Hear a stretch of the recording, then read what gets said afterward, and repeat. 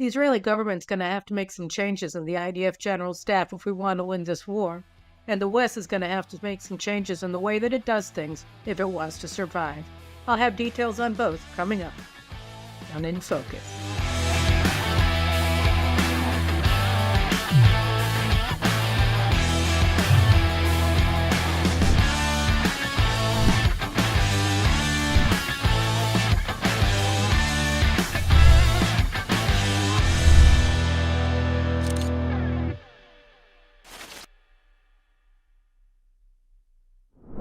Wednesday, a lot of Israelis were pretty shocked and furious, actually, at an order just given by Major General Yaron Finkelman, the head of Southern Command.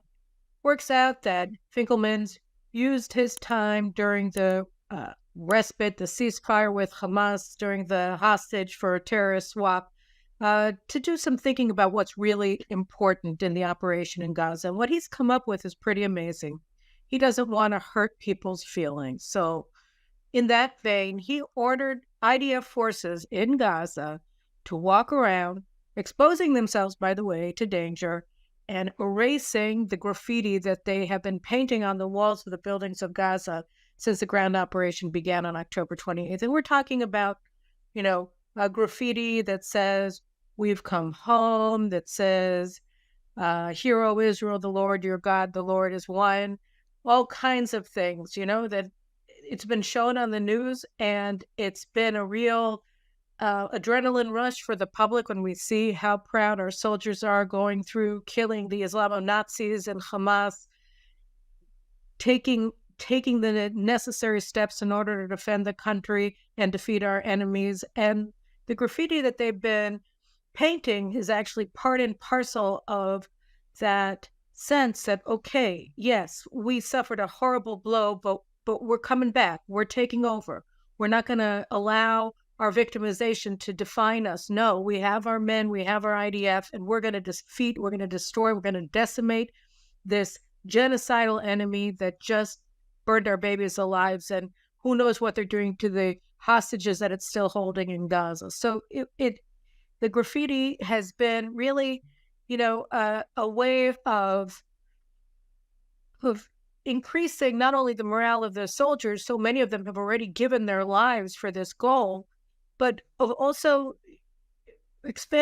making us feel good back at home that, yes, we're doing it. Yes, we're going to win this. There's a light at the end of this very dark tunnel that we're in. Well, Finkelman decided that all that graffiti, not so nice. It's mean to say that we're coming back to Gush Katif and we're going to rebuild the communities that we laid waste to 18 years ago because Ariel Sharon was feeling the pinch and he needed to get out of a criminal case that he was under investigation for. So he decided to bow to the left and implement their policy of surrendering Gaza to Hamas and Fatah and whatever, or the pipe dream that if we just run away and hide our head in the sand like Chicken Little, see no evil, hear no evil, speak no evil, that there will be no evil anymore. We can just wish it away and it'll go away. Those were the concepts that stood behind the incredibly insane, deranged decision by Israel in 2005 to destroy our communities, our thriving, beautiful agricultural communities in Gush Katif in southern Gaza and our 3 communities in northern Gaza as well, that protected the Western Negev and really protected the entire country. Had to get rid of those. And now we're paying the price for it. So they wrote graffiti saying, "We're coming back to Gush Katif. We're coming home." And Finkelman decided, no, that's insensitive. That's wrong. And he ordered our forces to erase it. And so we've seen these signs being erased with white paint because they got an order from hires. What it really tells us is that Finkelman has to go. He has to go. There are 2 generals, and I'm going to talk about both of them now. Finkelman, who's in charge of Southern Command, which includes Gaza, obviously, and Aaron Khaliwa, the head of Military Intelligence Directorate.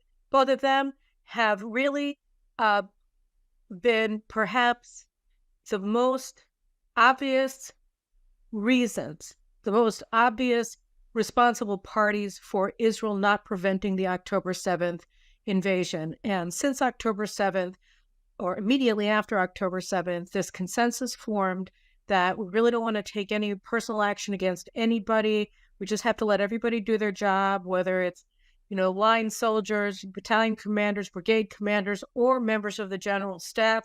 We don't want to do an investigation. We have to do a major investigation into how it happened, that we were so unprepared, that we were caught unawares on October 7th, and Hamas was able to invade Israel in 60 different points along the security fence and enter over 20 communities and bases simultaneously, practically, and conduct the slaughter and the torture and the kidnapping that it did, and get away with it and get back to Gaza with 240 hostages. So we said, okay, look, we're in a war now.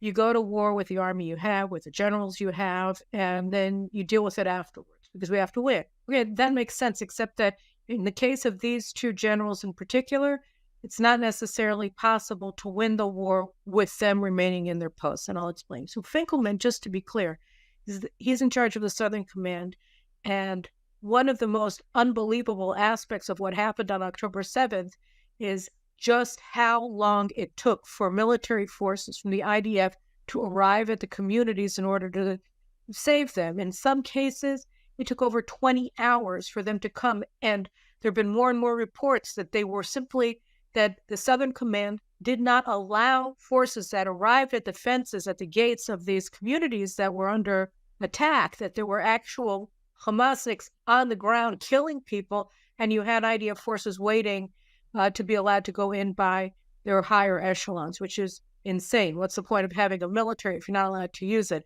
And so much of the evacuation, of the rescue, and of the actual fighting was done by volunteers, whether it was a civil guard in the kibbutzim themselves, or it was off-duty soldiers who just came in, or reservists like the Kalinzin brothers who just drafted themselves and went down and saved over 100 people in kibbutz Be'eri. Whatever it happens to be, this was not an organized military operation. And by the time that the actual military arrived, the units of the army, the paratroopers, Givati and others came to these communities to save the civilians. It was often obviously too late for 1,200 people that arrived at the Novo Music Festival that were murdered, or it just was hours and hours later. 12 hours. I saw one survivor from Kfar Aza saying that he was hiding in a secure room for 22 hours. So who was responsible for this operational failure? Well, it would be Finkelman. And Finkelman was also, he had received warnings already. The first and foremost one is at 4:00 in the morning that you had unusually large amounts of movement of Hamas terrorists towards the border fence at 4:00 in the morning. And he did not alert the Gaza division that this was the case. And as a result, you had all of these soldiers. And one of the reasons that they didn't arrive at the communities because the soldiers were killed in their bases by Hamas. Right? So you needed to bring reinforcements down to the south in order to save them, because the soldiers that were supposed to be defending the communities were dead. Okay? And they were dead because they were asleep at 6:30 in the morning when the invasion happened. They were asleep. And there was no dawn guard.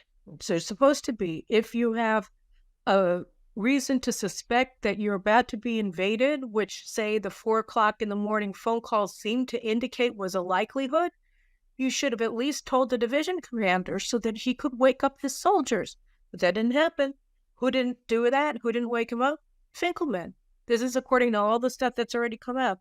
So then you say, okay, all right, October 8th, we don't want to take any personal action against anybody, but we see the first time that we've noticed Finkelman doing anything of note since that day comes with this order. Oh, we don't want to hurt the feelings of the people in Gaza, therefore all of your mean Zionist graffiti has to go. You guys have to go out and erase it with white paint. Erase what you wrote. This is an indication that Finkelman did not sort of change his mindset after October 7th. He still thinks that we're operating by, the rules of polite society when we're dealing with these animals, that we can just, we don't want to harm his progressive ideals in the fighting.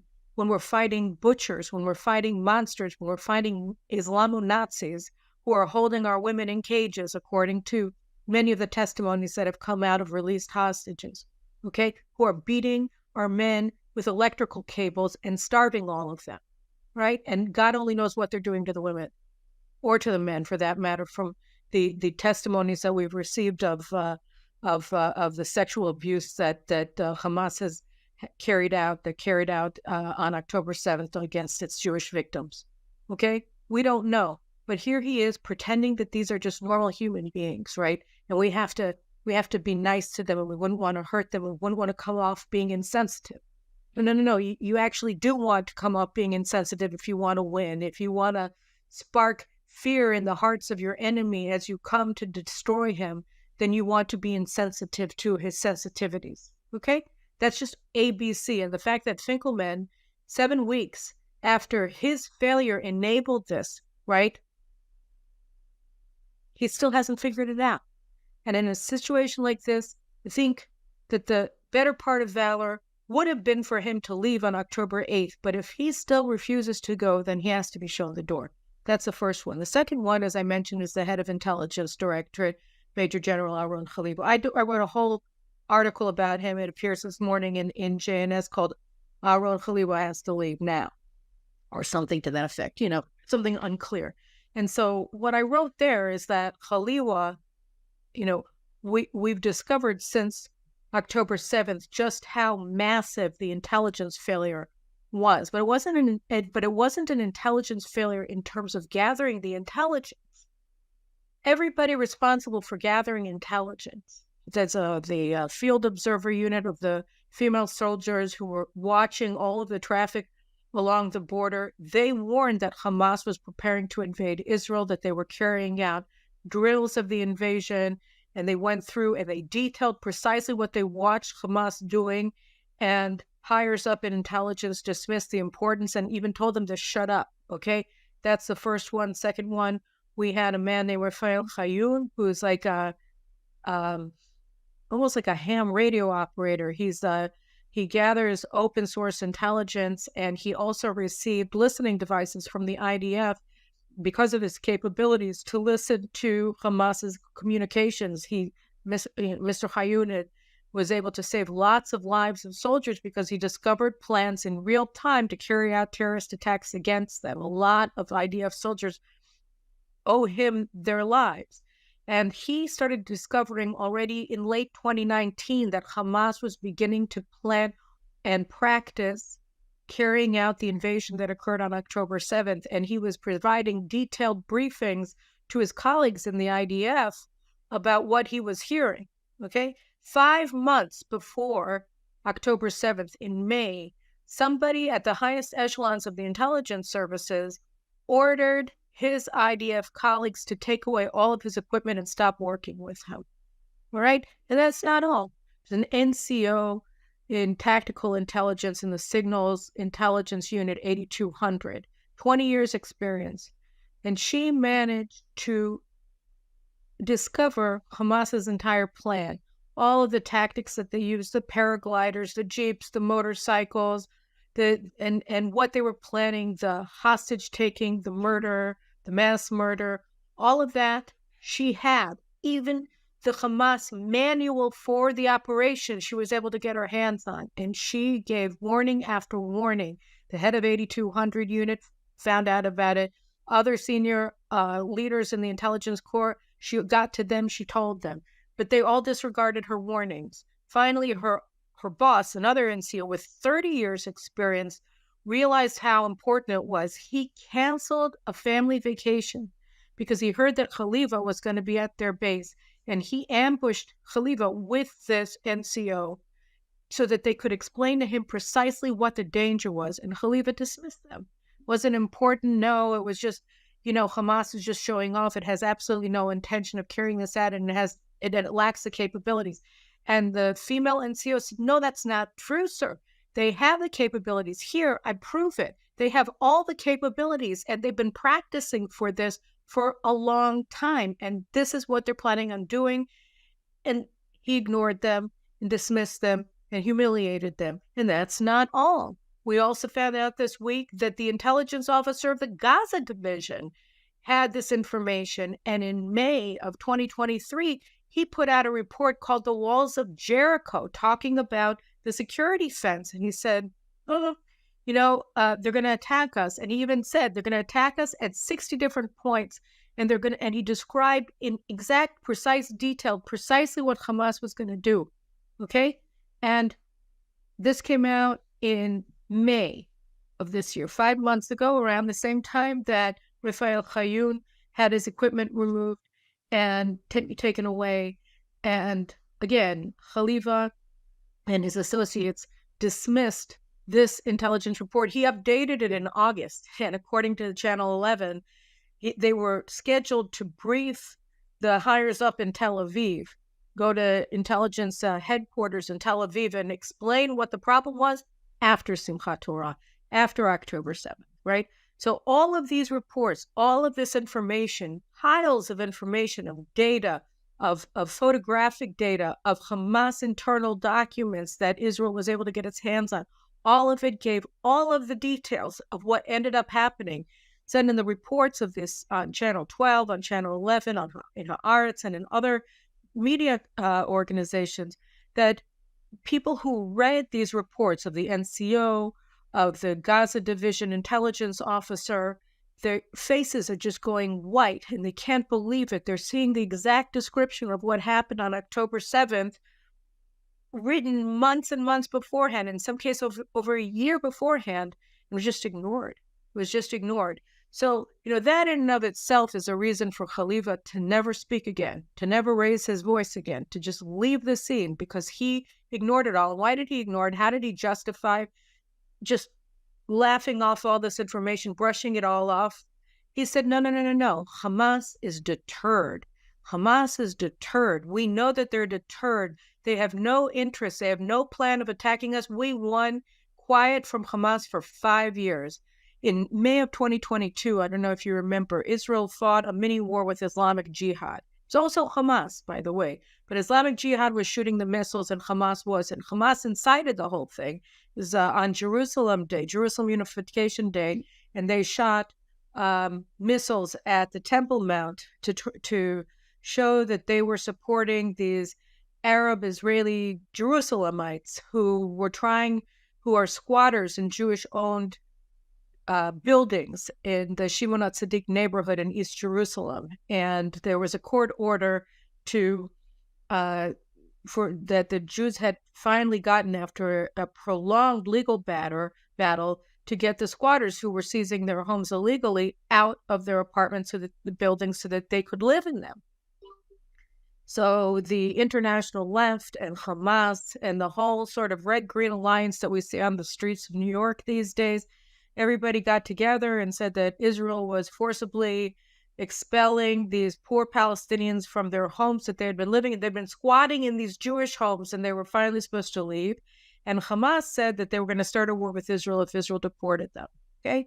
And then they shot the missiles in Jerusalem. There was a big fire in a tree on the Temple Mount as a result. And then what preceded was the pogroms of the Arab Israelis and missiles from Gaza.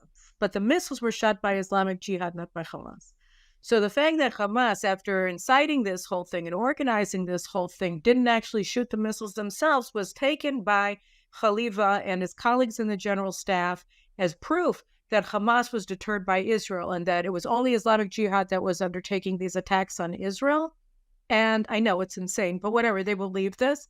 And they said that what we need to do now, Israel, in order to encourage Hamas to, get in touch with permanently its inner good, nonviolent person or terrorist group, is to give them a lot of money. And so the Bennett government started just funneling all of this money into Gaza. They said they were going to stop all of the suitcases of cash that was coming in from Qatar, and they did, because they let the Qataris just transfer the money directly to Hamas bank accounts in Gaza. So that's really what happened. And beyond that, what we saw was that they started allowing Gazans to come and work in Israel. Remember in 2005, again, this stupid thing, we called it the disengagement, We ended the so-called occupation, which had really ended, such as it was in 1994 with the establishment of the Palestinian Authority in Gaza. But be that as it may, we said they're not going to work here anymore, right? Because we're not responsible for them. We don't have to worry about the welfare of Gaza. We don't have anything to do with Gaza. We expelled all of our people. We gave them the means to become extremely prosperous. The Israelis were promised by the Sharon government that Gaza in short order was going to become Singapore. Of course, it became Afghanistan, but whatever. We gave them the greenhouses of the Israeli farming communities that were destroyed by the IDF, by Sharon's government. And they were supposed to take these multi-million-dollar greenhouses and really turn Gaza into a flourishing garden, or maintain the flourishing garden that the Jews had built in these areas. And in the event, they turned them all into terrorist training bases that they trained at, among other things, before the slaughter. All the same, Khaliwa said, no, what we have to do, not just Khaliwa, others as well, but Bennett was one of them. Benny Gantz was really the champion of this. Let's let the Gazans come in and start working in Israel again. So from 2022 until now, you had 2021, you had about 15 to 20,000 Gazans with work permits in Israel. And as we found out on October 7th, a lot of them were gathering intelligence. They were intelligence operatives for Hamas. And that's why when Hamas got to the kibbutzim, to Be'eri, to Kfar Aza, to Nir Oz and other, they knew exactly who lived in what house, who had weapons, who was in the army, who had dogs, who had children, who were old, who were young. They knew everything about the community. They knew where the guns were held. They knew everything. And they were able to, and they used this intelligence. And by the way, some of these workers who were so nice to the Jewish employers while they were working in the kibbutzim, they actually appeared, they were there on October 7th with the people who were raping and butchering and kidnapping the Israelis who had hired them. Anyway, so the idea was you give them work permits, they'll come in, they'll moderate. Hamas's moderation that came, that was so pronounced. I'm sorry, I said May 2022, 2021 was May 2021, not 2022. That was something that we were just going to cultivate and it was going to work. And Islamic Jihad, that was the only bad guy, and Hamas was great. This was part of a whole deception by Hamas that was trying to lull everybody into complacency. Well, it works out that the people who were lulled into the complacency were the people who wanted to be lulled into complacency. The actual operatives on the ground, the information gatherers in Amman, in our intelligence directorate, and the IDF, had all the information. The field observers saw what was happening at the border and they warned about it. Everybody who was watching what was actually happening on the ground, apparently in Gaza, saw what was happening and reported it. But the people who had embraced this illusion, this delusion, this narrative of Hamas moderation refused to let facts interrupt their reveries. And as a result, they did not warn the government. They did not alert the bases on the morning of October 7th, that they had to get that dawn watch up, that they had to get their tanks deployed along the border wall. They didn't say anything. And that's why our soldiers were killed in their bed. So, here's Khalifa, the absolute colossal failure, professional failure of the highest order.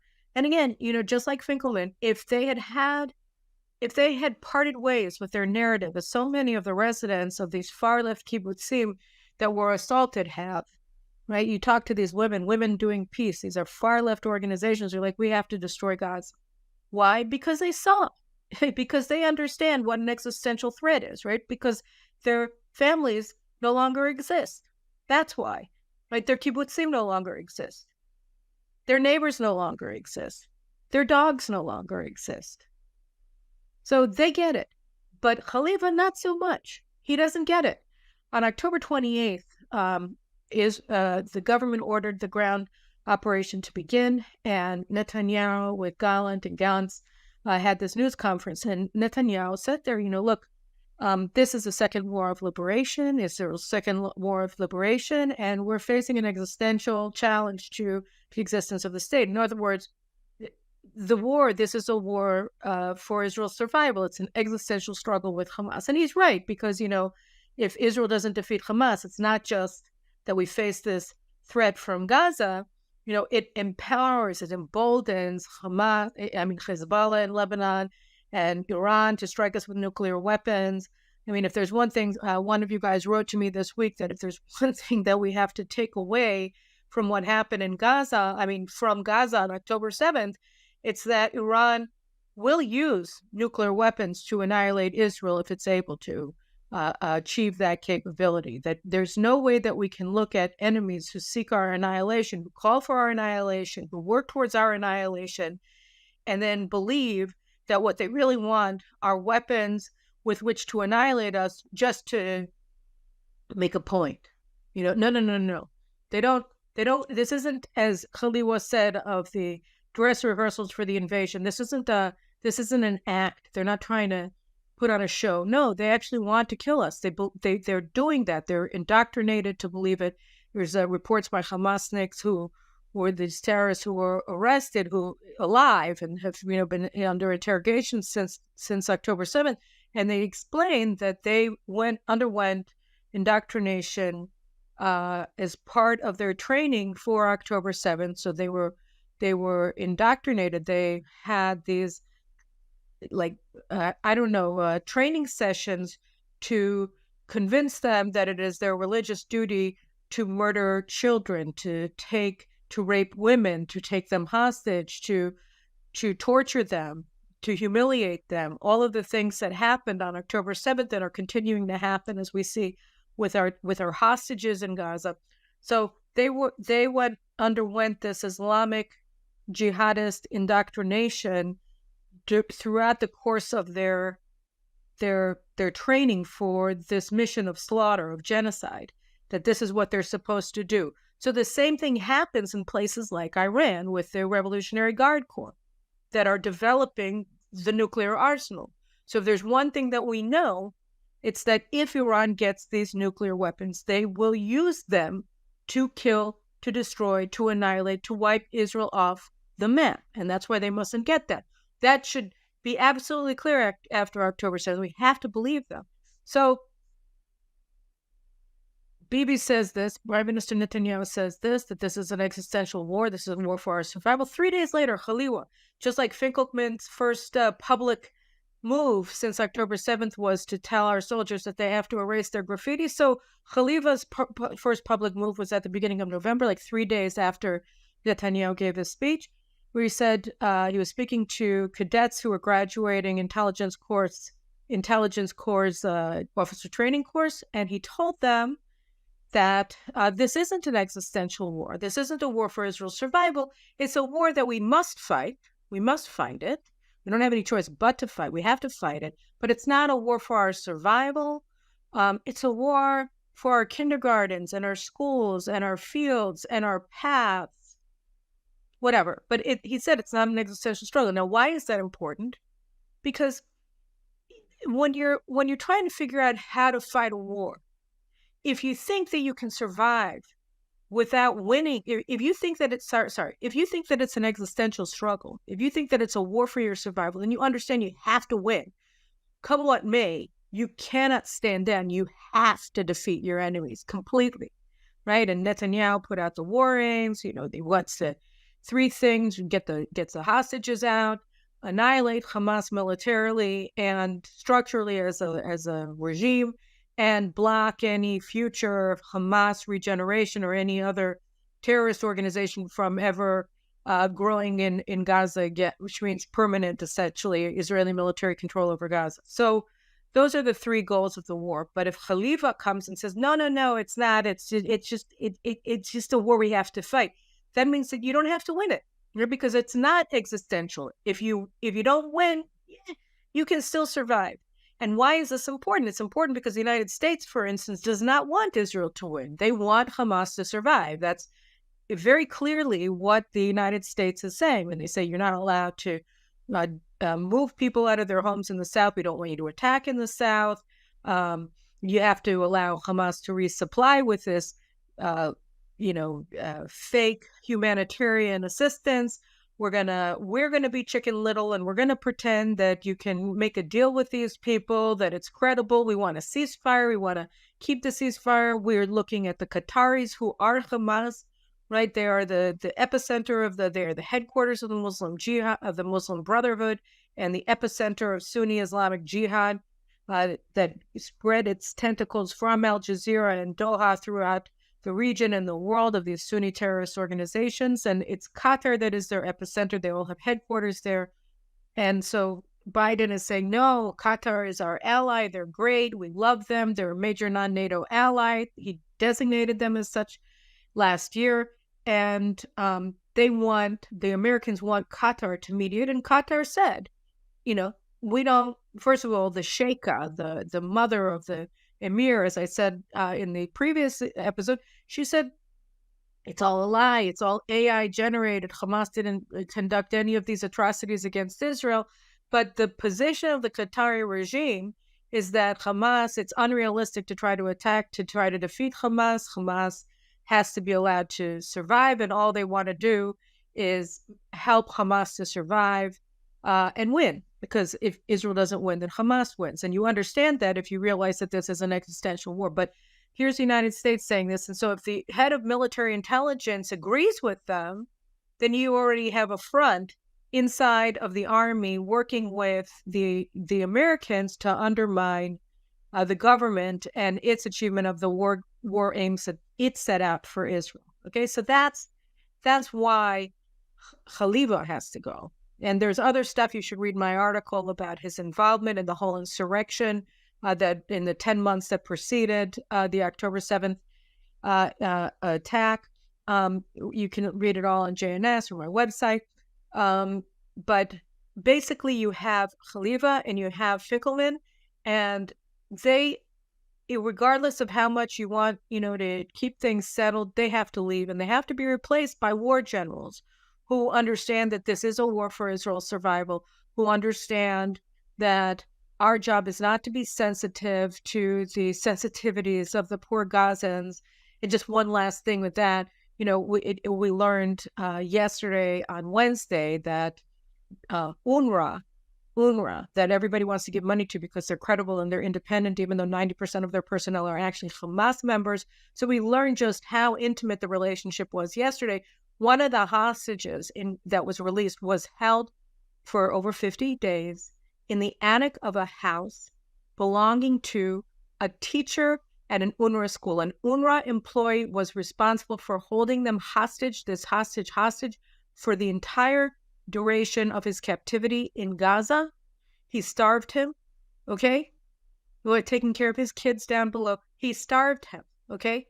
That's UNRWA, an UNRWA teacher, right? That's why we understand that they indoctrinate all the kids, because this is the caliber, this is the quality of the personnel that works for this UNRWA organization, whose sole goal is to perpetuate the Palestinian rejection of Israel's right to exist in the service of a broader war of annihilation of the Jewish people. So that's UNRWA. So it's not surprising, but everybody likes to pretend that it's otherwise. The Biden administration, the Trump administration stopped U.S. Financing of UNRWA.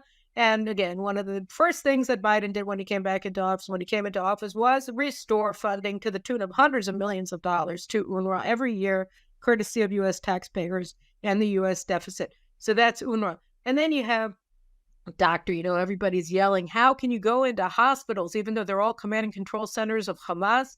So it works out that another person holding hostages is a pediatrician, a Palestinian pediatrician in Gaza.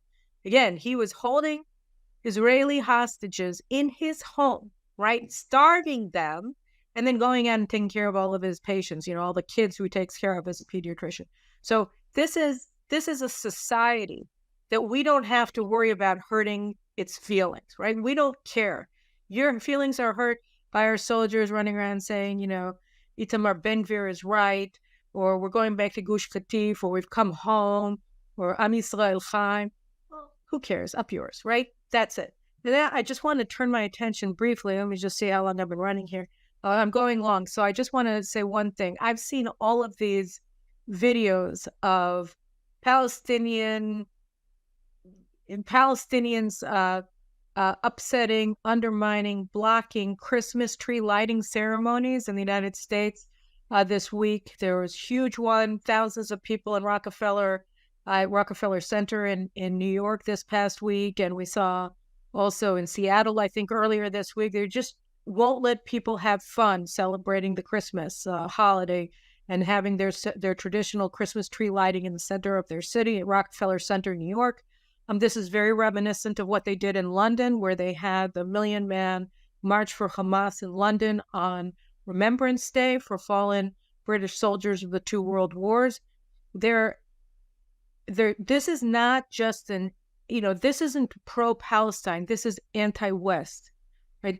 The Westerners who think that, well, it's complicated, they're both sides. You have to understand that the side that's attacking Israel also wants to come after you.